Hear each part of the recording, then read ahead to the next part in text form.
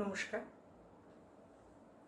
আমি বিকে শুভ্রা অফিসিয়াল এই চ্যানেল থেকে আমি বিকে শুভ্রা বলছি। আজকের যে প্রসঙ্গ, সে প্রসঙ্গটি একটু অন্য ঢঙের। তো আলোচনা করছি। আমার এই টপিকের নাম হলো লিভ 7C, অ্যাকসেপ্ট 7C। এখন আমরা কোনো কিছু বর্জন না করে কোনো কিছু তো গ্রহণ করতে পারি না। তাহলে যে ভালো জিনিসটা আমরা গ্রহণ করলাম সেটা তো বর্জনীয়র সাথেই মিশে গেল, তাহলে আর বাকি রইল কি আমাদের? সেই জন্যে আগে আমাদের 7টি সি আমরা নিজেদের থেকে মুক্ত করব এবং তারপরে আমরা 7টি সি আমরা গ্রহণ করব। প্রথম যে সিটি, 1 নম্বর সি, সেটা হচ্ছে সমালোচনা বা ক্রিটিসিজম। দেখুন, এটা না একটা মনে হয় একটা ভাইরালের মতন সংক্রামক। কেন না, আমরা যখন আমাদের বন্ধুবান্ধব বা আমাদের চেনা পরিচিত কোনো মানুষদের সঙ্গে যখন আমরা কোনো একটা গল্প সল্প নিয়ে বসি, সেখানে নানান রকম সমালোচনা হয়। আমি কিন্তু সমালোচনার ভেতরে নেই, সেই আওতায় কিন্তু নেই, কিন্তু ওদের সমালোচনাগুলো শুনে তখন মনে হচ্ছে, ওদের সঙ্গে তাল মিলিয়ে মনে হচ্ছে, যখন আমরা একসাথে বসেছি একটা সমালোচনা না হয় করলাম, অসুবিধে কোথায়? কিন্তু আমি ভুলে যাই যে যার সম্বন্ধে আমি সমালোচনা করতে যাচ্ছি সে বা তিনি আমাকে চেনেন না, আমিও তাকে চিনি না। তো যাকে চিনি না, অন্যদের সঙ্গে আমাকে নিজেকে সহযোগী করে আমরা কেন সেটা অনুসরণ করে সমালোচনা আমরা করব? সেই জন্যে আমাদের বলা হচ্ছে যে সমালোচনাকে আমরা যতটা দূরে সরিয়ে রাখতে পারবো ততটা আমরা ভালো থাকবো। সমালোচনা শুধু যে নিজের ক্ষতি করছে তা নয়, এটা আস্তে আস্তে আস্তে আস্তে সেটা বেড়ে চলে। তো সেই জন্যে বলছে যে সমালোচনা হচ্ছে একটা নাকারাত্মক একটা ব্যাপার। নাকারাত্মক ব্যাপার সেটা কীরকম জানেন? সেটাকে বলা হচ্ছে জাস্ট লাইক এ চক্রব্যূহ। অর্থাৎ আমরা তো মহাভারতে দেখেছি বা পড়েছি যে কৃষ্ণের ছেলেকে অভিমন্যুকে যখন সেই চক্রব্যূহের ভেতরে ঢোকানো হলো, যখন তাকে কোনো রকমেই তাকে মারা যাচ্ছে না, তো যেভাবে হোক তাকে ঢুকে দিয়েছিল সহজে, এবং তারপরে তাকে মারা সম্ভব হয়েছিল। তো সেই জন্য এটাকে বলা হচ্ছে negativity is just like a chakravyuh. It is very easy to enter into that, but it is very difficult to come out from it. সেই জন্য বলছে এটা এমন একটা নাকারাত্মক শক্তি যেটা আমাদের ভেতরের ভালো গুণকে নষ্ট করে দিতে পারে। অতএব সেখান থেকে আমরা যতটা পারবো নিজেকে বিরত করব। হ্যাঁ, আপনারা এখানে একটা প্রশ্ন তুলতে পারেন আমাকে, যে আপনি সমালোচনা সম্বন্ধে এত কথা বলছেন, তাহলে পত্রপত্রিকায় আমরা যে এত রকমের সমালোচনা পড়ি, এদের সম্বন্ধে আপনি কি বলবেন? দেখুন, পত্রপত্রিকার কাজ হলো সমালোচনা করা, তাদের নিজেদের কথা বলা, প্রশংসা করা, খেলা দেখানো বা বিভিন্ন রকমের কালচারাল অনুষ্ঠান সম্বন্ধে আমাদের অবগত করা। সম্পাদক, তিনি সম্পাদকীয়তে অনেক কিছু লেখেন, এইগুলো নিয়েই কিন্তু আমাদের পত্রপত্রিকা। কিন্তু আমি বলছি, আমাদের সামাজিক জীবনে আমরা আমাদের বন্ধুবান্ধবের ভেতরে যখন আমরা চলবো, আমরা চেষ্টা করব এই একজন থেকেই আস্তে আস্তে সেই জিনিসটা চলে যাবে। যখন আমি সমালোচনা করলাম না, তারপরে আরেকজন কেউ করলো না, এইভাবে আস্তে আস্তে দেখবেন এই জিনিসটা আমাদের ভেতর থেকে মুছে যাবে। আচ্ছা, সেকেন্ড সি হচ্ছে কম্পিটিশন। কম্পিটিশন অর্থাৎ প্রতিযোগিতা। প্রতিযোগিতাটা আমরা দেখছি পরে কিন্তু একটা প্রতিহিংসায় পরিণত হয়, কারণ সে তার ভিতরে একটা চ্যালেঞ্জ এসে যায়। আর সেই ব্যাপারটা আমাদের যারা ছোট ছোট বাচ্চা বাড়িতে আছে যারা, তারাও কিন্তু সেই জিনিসটা ফলো করে। এবং আমরা বাবা মারাও তাদের অনেক সময় বলে থাকি যে দেখো তো তোমার বন্ধু কত তোমার থেকে বড় না ভালো নাম্বার পেয়েছে, ও ফার্স্ট হয়েছে, তুমি তো হতে পারলে না, তোমার বন্ধুর মতন তো হতে পারলে না। এই যে এই কথাগুলো বাচ্চাদের মনকে খুব ভারাক্রান্ত করে। এবং তারপরে কি হয় জানেন, স্কুলে গিয়ে তার সহপাঠীর সঙ্গে, যার সঙ্গে সবসময় খেলাধুলো করছে, আনন্দ করছে, হাসছে, মজা করছে, তার সঙ্গে ঝগড়া লেগে যায়। সেই জন্যে আমাদের দেখতে হবে যে আমরা যেন এই কম্পিটিশান বা এই প্রতিযোগিতামূলক কোনো মানে বিষয় আমরা যেন সেখানে নাম না লেখাই। প্রতিযোগিতা বলবেন, প্রতিযোগিতা না থাকলে মানুষ বড় হবে কি করে? যে উচ্চাকাঙ্ক্ষী হবে তার তো হতেই হবে, হ্যাঁ ঠিক কথা, তাকে উচ্চাকাঙ্ক্ষী যে তার কিন্তু সে প্রতিযোগিতাটা হবে কি তার মনের মধ্যে হবে, যে আমাকে সবচেয়ে ভালো হতে হবে, আমাকে ভালো রেজাল্ট করতে হবে। তার মানে এই নয় যে আমার বিভিন্ন স্বভাবের ভেতর দিয়ে আরেকজনের সঙ্গে আমি হিংসাবৃত্তি করি বা হিংসা করি বা তার সঙ্গে আমার ঝগড়াঝাটি হোক, সেটা না। আমি আমার মতন করে আমি নিজেকে প্রস্তুত করব। অতএব এই প্রতিযোগিতার জিনিসটা আমাদের ভোলা দরকার। তারপরে হচ্ছে কমেন্টস, মন্তব্য। মন্তব্যটা হচ্ছে একটা কি বলবো, মানে একটা পার্সোনাল কনক্লুশন বলতে পারেন। মন্তব্য আমরা বাড়ির ভেতরে আমরা করে থাকি, অনেক রকমভাবে করে থাকি, কিন্তু যখন আমরা সকলের সাথে থাকি সেখানে চট করে মন্তব্য করাটা আমাদের ঠিক হবে না। হ্যাঁ, আমরা একটা কথা নিয়ে পরামর্শ করতে পারি, একজন একজনকে সাজেশন দিতে পারি, সেসব করতে পারি, কিন্তু আমাদের মনে একটা কথা সবসময় চলে, আমার কথাটাই যেন উপরে থাকে, আমার কথাটাই যেন সবাই মানে। বেশ ভালো কথা, আমার কথাটা চললো, চলার পরে আমি যার সঙ্গে, আমার সঙ্গে যারা যে ক্লোজ, যে আমার পাশে আছে, তাকে বললাম দেখো এই কথা নিয়ে যে এখানে আলোচনা হয়েছে, এই কথাটা মনে হয় চতুর্দিকে ছড়ানো না ছড়ানোই ভালো। বলে না না, আপনি কি পাগল হয়েছেন, এ কথা এখানেই শেষ হলো। তিনি আবার তার যে নিকট বন্ধুত্ব যার কাছে রয়েছে, তিনি আবার তার কাছে গিয়ে বললেন যে এরকম একটা ব্যাপার হয়েছে, তিনি তার সঙ্গে শেয়ার করলেন, তুমি কিন্তু আবার কারোর কাছে এই কথাটা নিয়ে বলো না। এইভাবে এই মন্তব্যটা দেখবেন ছড়াতে ছড়াতে 10 জনের ভেতরে চলে গেছে, এবং 10 জনের ভেতর থেকে যখন ঘুরে এসে আমার কাছে এসে পৌঁছয়, তখন যেন মনে হয় সেটা একটা সেই ডালপালা মেলে, শাখা প্রশাখা মেলে সে যেন একটা গাছ তৈরি হয়েছে, সেখানে একটা বিশাল একটা যেন গল্প তৈরি হয়েছে।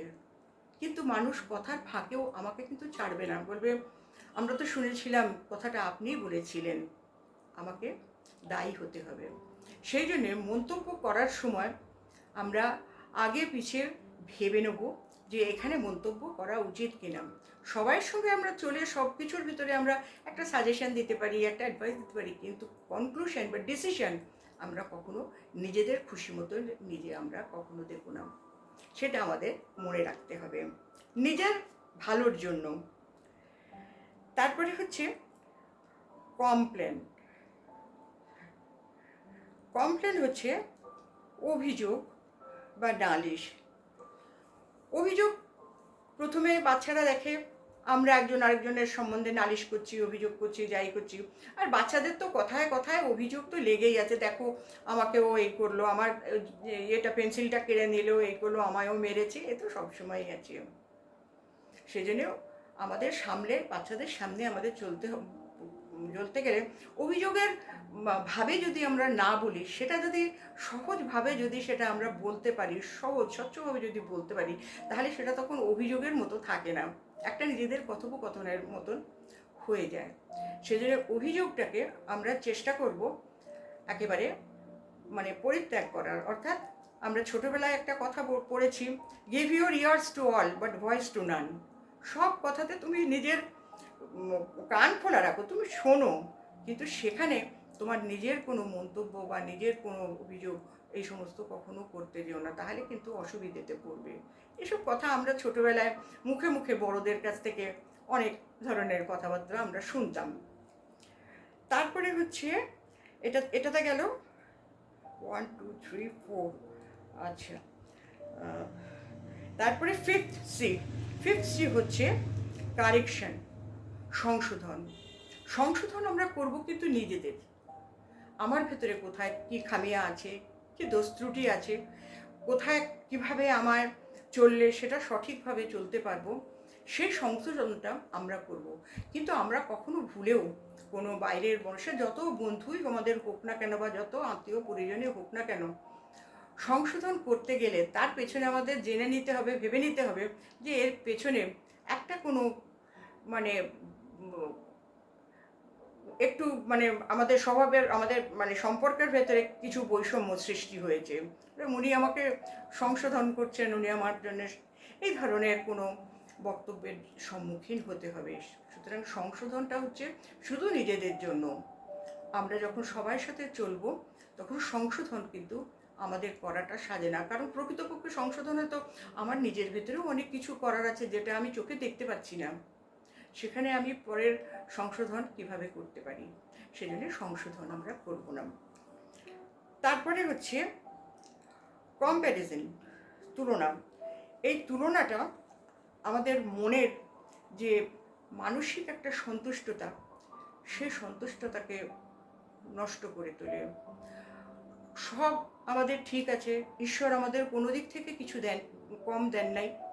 আমরা যদি সেই সময়টা মনে করি, যখন তুলনা আসে, ওই পাশের জন এই করলেন, ওই করলেন, তাই করলেন, আমি দেখছি এভাবে, তখন আমাদের একটা কথাই মনে করতে হবে যে ঈশ্বর আমাকে যেরকম রেখেছেন, আমার থেকে অনেক খারাপ অবস্থায়, অনেক কষ্টে অনেক মানুষ আজও রয়েছে, যাদের মনের কোনো বাসনাই যাদের পূর্ণ হচ্ছে না। ঈশ্বর তোমাকে অনেক ধন্যবাদ যে আমি তো অনেক ভালো আছি, আমার তো এর ভেতরে তুলনা করার আমার তো কোনো দরকার নেই, তুমি আমায় কি না দিয়েছো। দেখবেন মনের ভেতরে আপনার ভেতরের যে যে স্পন্টেনাস যে মানে পিস, যেটা স্বতঃস্ফূর্ত যে প্রশান্তি বা শান্তি, সেটা দেখবেন আপনার সুন্দরভাবে সেটা আপনি ধরে রাখতে পেরেছেন। সেই জন্য হতেই তো পারে সারা পৃথিবীতে একজনের সমান একজন আছে, একজনের চেহারার সমান একজন আছে, একজনের স্বভাবের সমান আরেকজন আছে, নেই। তাহলে আরেকজনকে দেখে আমাদের তো নিজেকে তুলনা করা আমাদের কখনো শোভা পায় না। সুতরাং এই জিনিসটা আমাদের মেনলি দুটো জিনিস আমাদের খুব কষ্ট দেয়, সেটা হলো এক হলো কম্পিটিশন আর এক হলো কম্প্যারিজন। আমরা এগুলোর প্রতি যথেষ্ট ওয়াকিবহাল হব, আমরা যথেষ্ট এগুলোর প্রতি সতর্ক হব। সেভেন্থ হচ্ছে কেয়ারলেস। আমরা নিজেরা বাড়িতে যখন থাকি সহজভাবে, আমাদের ভিতরে অনেকেই আছেন আমরা নিজেদের প্রতি অযত্নবান বা অযত্নশীল, অতটা নিজেদের প্রতি মন দিই না। যখন যেরকম আছে আছে সেই রকমই দুমদাম কোনো একটা, হয়তো কোনো একটা কথা বলার সময় বা কোনো এরকম একটা ব্যবহার করার সময় আমাদের চট করে আমরা কিছু একটা বলে ফেলি বা করে ফেলি।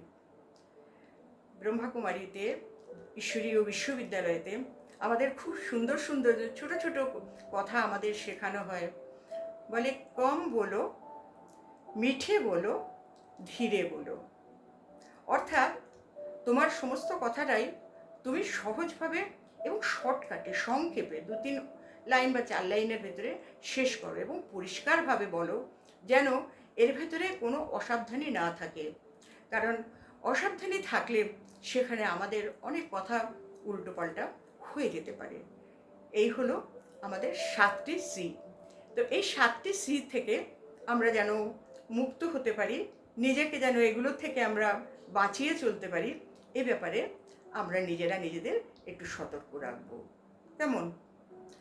তারপরে আমি বলছি অ্যাকসেপ্ট 7 সি। এবারে আমরা 7টি সি গ্রহণ করব। এতক্ষণ 7টি সি আমরা বর্জন করেছি, এবার আমরা 7টি সি গ্রহণ করব। প্রথমে হচ্ছে ক্রেডিটি, অর্থাৎ বিশ্বাসভাজন। বিশ্বাসভাজন হওয়ার জন্য কিন্তু আমাদের কঠোর পরিশ্রম করতে হয়, কঠোর পুরুষার্থ করতে হয়। তার কারণ এক কথায় একদিনে বিশ্বাসভাজন হওয়া যায় না। আমাদের অনেক অনেক নানান রকমের পরীক্ষা, আমাদের ছোটোখাটো পরীক্ষায় আমাদের সামনে এসে দাঁড়ায়, সেটা যেন মনে হয় আমাকে পরীক্ষা নিতে আসছে আমি কতটা বিশ্বস্ত।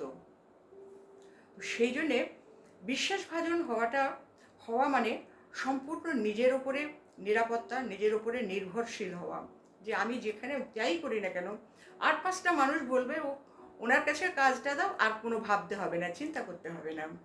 অর্থাৎ মানুষ সহজে আমাদের বিশ্বাস করবে বা আমাদের কাজের ওপরে তারা সন্তুষ্ট থাকবেন। আচ্ছা, দ্বিতীয় হলো কন্ট্রোল, অর্থাৎ নিয়ন্ত্রণ। নিয়ন্ত্রণ কোথায় করব? নিয়ন্ত্রণ আগে তো নিজের মন করব, কন্ট্রোল করব। সব দিক থেকে আমরা যেগুলো ছেড়ে দিলাম সেগুলোর দিকে দেখলাম আমরা এগুলো ছেড়েছি, এবারে নিয়ন্ত্রণ করব, আমরা নিজেকে নিয়ন্ত্রণ করব। দেখুন, নিয়ন্ত্রণের কথায় আসতে গেলে আমাদের বলতে হয় অনেক ভারসাম্যহীন কথাবার্তাও কিন্তু আমরা অনেক সময় বলে ফেলি। আমার নিজের কথা আমি একটা বলি। অনেক দিন পরে আমি একদিন বেরিয়েছি, বেরোনোর পরে আমার চেনা পরিচিত একজন ভদ্রলোকের সঙ্গে দেখা হলো। দেখা হওয়ার পরে তাকে শুধু জিজ্ঞেস করলাম, আরে অনেকদিন পরে তো আপনাকে দেখলাম, আপনি কেমন আছেন? তাকে আপনি কেমন আছেন এই কথাটি জিজ্ঞেস করার উদ্দেশ্য ছিল আপনি কেমন আছেন, ঠিক আছে, কিন্তু তিনি আমাকে বলতে শুরু করলেন, ওই গত বছর জ্যৈষ্ঠ মাসে আমার সর্দি হয়েছিল, তারপরে কাশি হলো, তারপরে এইগুলো ভাইরাল হলো, বলে বলে তার ভেতরে তার যতগুলো অসুবিধে ছিল, যা কিছু ভালো ভালো ছিল, সব কিছু নিয়ে এই আজকের দিনে এই 1 বছরের কথা তিনি আমাকে গল্প, উনি ভুলেই গেছেন যে এই মানুষটা রাস্তাতে দাঁড়িয়ে আছে, তার সঙ্গে কথা বলছি। অর্থাৎ আমরা কথা বলতে গিয়ে নিয়ন্ত্রণ হারিয়ে ফেলি। নিয়ন্ত্রণ হারিয়ে ফেললে তখন তার জন্যেও যতটা ক্ষতিকারক, আর অপরজনের কথা তো ছাড়ুন, কারণ তারও ধৈর্যের ব্যাপার আছে, তার ঘরে কাজ থাকতে পারে, তার শারীরিক অসুস্থতা থাকতে পারে, কারণ অনেকে সোজা হয়ে দাঁড়াতে পারে না, অনেকের হাঁটুতে প্রবলেম থাকে, কিন্তু শুনতে তো হবে, কারণ তিনি 1 বছর ধরে এইভাবে তিনি জমিয়ে রেখেছেন এতগুলো কথা তিনি বলবেন বলে। সেই জন্যে বলে যে সব কথাকে নিজের আয়ত্তের ভেতরে, নিজের নিয়ন্ত্রণের ভেতরে আমরা রাখব। তারপরে হলো কারেজ, অর্থাৎ সাহস। সাহস, সাহসের সঙ্গে কথা বলার এই নয়, মানুষ মনে করে আমি যদি সাহস করে কথাটা বলি তাহলে সেখানে বোধহয় আমার প্রশংসা হবে, কিন্তু সাহস করে কথা বলার জায়গায় মানুষ কি বলে, অনেক সময় কটূক্তি করে, সবসময় বলে হ্যাঁ জানবেন সত্যি কথা সবসময় কটু হয়, কিন্তু তা একেবারেই নয়। সাহস মানে সৎসাহসের কথা বলা হয়েছে, দুঃসাহসের কথা এখানে বলা হচ্ছে না। এমন কোনো কথা আমরা কখনো সেইভাবে আমরা নেব না বা ধরবো না যে যেখান থেকে একটা সমালোচনার কথা সৃষ্টি হতে পারে। সৎভাবে সৎ কথা সহজে আমরা বলবো, কিন্তু সেটা যে খুব লম্বা চওড়া হবে বা সেটা যে বেশ মানে কটূক্তি হবে, এইটা যেন না হয়। সেই জন্য আমাদের বলা হচ্ছে যে সাহসিকতার সঙ্গে ছোট কথায়, অল্প কথায় তোমার বক্তব্য তুমি রাখবে। তারপরে বলা হচ্ছে ক্লিনলিনেস, অর্থাৎ পরিচ্ছন্নতা। পরিচ্ছন্নতা জিনিসটা প্রথম আসে মনের থেকে। অনেকে ভাবেন পরিচ্ছন্ন মানে ভালো ধোপ দরস্ত জামা কাপড় পরলাম, সবাই সঙ্গে চললাম, না, পরিচ্ছন্নতাটা সেটা নয়, সেটা তো অবশ্যই, সেটা তো আছে, সেটা তো আমাদের নিত্য ব্যবহারের ভেতরেই সেই ব্যাপারটা এসে যায়, স্বভাবটা এসে যায়। তো পরিচ্ছন্নতাটা হচ্ছে আমরা আমাদের ভেতরে যখন আমরা নিজেরা কথাবার্তা বলবো, তখন একজন গুড টকার হতে হবে এবং একজন ভালো লিসনার হতে হবে, তাহলে সেখানে সেই পরিচ্ছন্ন ভাবটা আসবে, সেই সহজভাবে সেই কথাটা তিনি যেমন সহজভাবে শুনছেন, যিনি লিসেন করছেন তিনি যেমন সহজভাবে শুনছেন, আমাকেও সেই রকম টকার হতে হবে, মানে আমিও ঠিক সেইভাবেই যেন তাকে প্রেজেন্ট করতে পারি। এটা হলো পরিচ্ছন্নতা। সেই জন্য এই পরিচ্ছন্নতাটার ওপর আমরা একটু জোর দিতে পারি। তারপরে হচ্ছে কনফিডেন্স, আত্মবিশ্বাস বা প্রত্যয়। কনফিডেন্স মানে এই কথা, মানুষ নিজের সম্বন্ধে কনফিডেন্স বা সেলফ কনফিডেন্স বলতে বলতে বলতে বলতে অনেক সময় মানুষের ভেতরে ইগো জন্মায়, কারণ আবার অনেকে বলেন ওভার কনফিডেন্স, সেটা হচ্ছে ইগো। আর সেলফ কনফিডেন্স মানে আত্মবিশ্বাস। সেই আত্মবিশ্বাস এমনভাবেই আমরা নিজেদের ভেতরে নিজেরা গড়ে তুলব, যখন এভার রেডি, অর্থাৎ যখন আমরা সবসময় প্রস্তুত থাকবো যে কোনো পরিস্থিতিতে, যে কোনোভাবে, যে কোনো সময় আমাদের এমন কথা আমাদের বলতে হবে যে সেটা আমি আমার বিশ্বাসের ওপরে, আত্মবিশ্বাসের ওপরে আমি ভর করে বলতে পারবো, এবং সেটা নিয়ে কোনো দ্বিরুক্তি হবে না, অর্থাৎ দুরকম কথা সেখানে উঠবে না। আমরা চেষ্টা করব আমরা সেইভাবে নিজেদের প্রস্তুত করার জন্যে। এবং তারপরে হচ্ছে কন্টেন্টমেন্ট, এটা হচ্ছে সিক্সথ। কন্টেন্টমেন্ট মানে হচ্ছে সন্তুষ্টতা। সন্তুষ্টতা, সন্তুষ্টতা বলতে আমাদের একটা সুন্দর কথা আছে, বলে খুশি জৈসি খুরাক। খোরাক মানে শুধু খাওয়া নয়, মনের খুশিটাই হচ্ছে মনের খোরাক। সেই মন দিয়ে যখন আমি অতি সাধারণ কিছুও খাই, সেটা আমার পুষ্টিতে লাগবে, তার ভেতরে আমি সব রকম উপকারিতা পাবো, কারণ মনে খুশি নিয়ে খাচ্ছি। অনেকে অনেক রকম ব্যঞ্জন দিয়ে খান, কিন্তু এটাতে নুন কম, ওটা এইরকম, এটা ঝাল কম হলে ভালো হতো, নানান রকমভাবে তারা সেটা বলেন। কিন্তু গডলি ইউনিভার্সিটিতে এইসব ধরনের কথা সেখানে গিয়ে আমরা শুনেছি, কখনো আমরা অসন্তুষ্ট ভাব আমরা কখনো প্রকাশ করব না। সব কিছু ভালো, কারণ আমার খুশিকে ধরে রাখতে হবে। এই খুশিকে বলা হচ্ছে ইন্ডিপেন্ডেন্ট হ্যাপিনেস। কিছু আমি পেলেও খুশি, আর কিছু না পেলেও, কারণ খুশি তো বাইরের জিনিস নয়, খুশি বাইরের থেকে এসে আমাদের বেশিক্ষণ দিতে পারে না। ও সে খুশি হয়তো 2-4 ঘন্টা দিল, ব্যাস তারপরে আবার সে যেই সেই। সেই জন্যে যেন আমরা সেই খুশিকে যেন আমরা নিজেদের সঙ্গে ধরে রাখতে পারি, সেই জন্য আমাদের বলা হচ্ছে যে সন্তুষ্ট মনে আমরা সব কিছু দেখব বা গ্রহণ করব।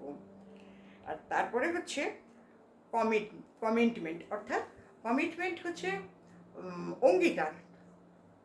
অঙ্গীকার।